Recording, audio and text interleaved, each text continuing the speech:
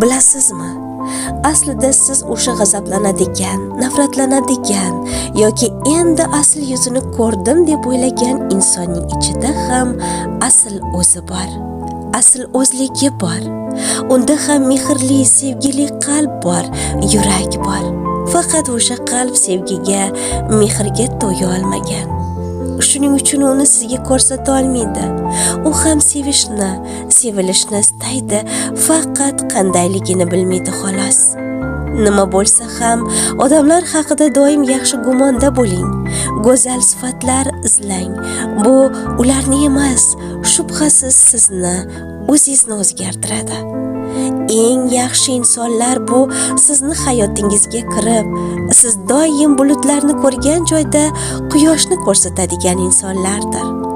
Hayotning go'zalliklarini ko'rsatadigan insonlaringizni doimo